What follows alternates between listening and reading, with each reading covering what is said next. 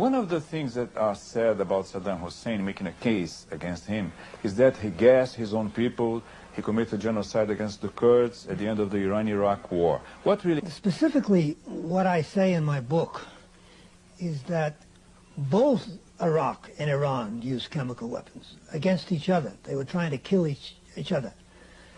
The story essentially was distorted here in the United States to make it appear that only Iraq used chemical weapons, that the Iraqi chemical weapons killed the Iraqi civilians, the Kurds, and that this was done deliberately as an act of genocide.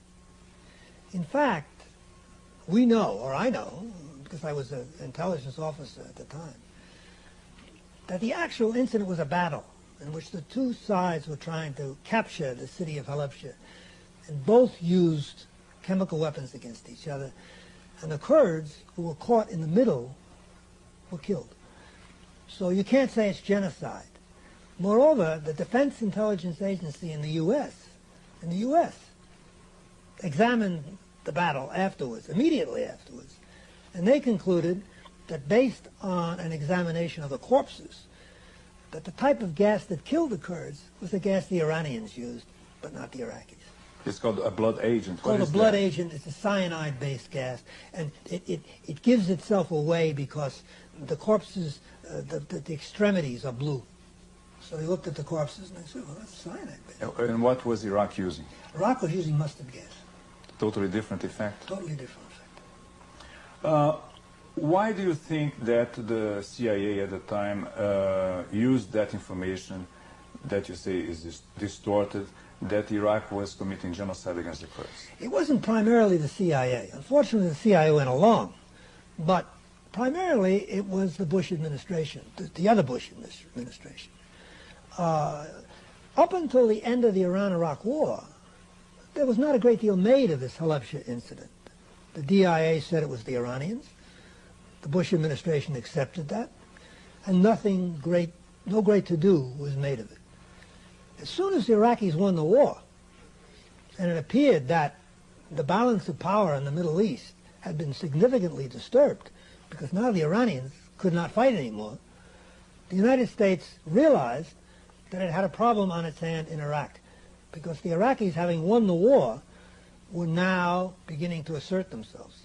They were beginning to make statements to the effect that only the Arab states in the Gulf should be responsible for the security of the Gulf. Effectively, what they were asking us was to get out, the Americans to get out. So immediately, the administration shifted, and Iraq became the villain. And then you began to get a lot of anti-Iraq propaganda here in the United States. And one of the main charges that was leveled was this one about the gassing of the Kurds. The then Secretary of State Schultz was the one who initially made the charge. And he said not only had the Iraqis used gas at Halabja, but in the very last days of the war, this would be in the summer of '88, they undertook a campaign to wipe out the Kurds using chemicals. And they even went so far as to say 100,000 Kurds were killed, which was nonsense. You can't kill 100,000 people using chemical weapons in the kind of terrain you have in northern Iraq.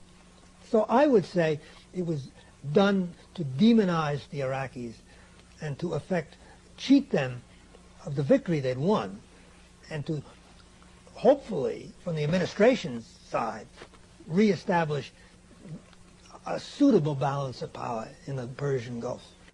Saddam Hussein is the ultimate Ba'athist. He is an organization man. If he goes and the Ba'ath goes, the country falls apart.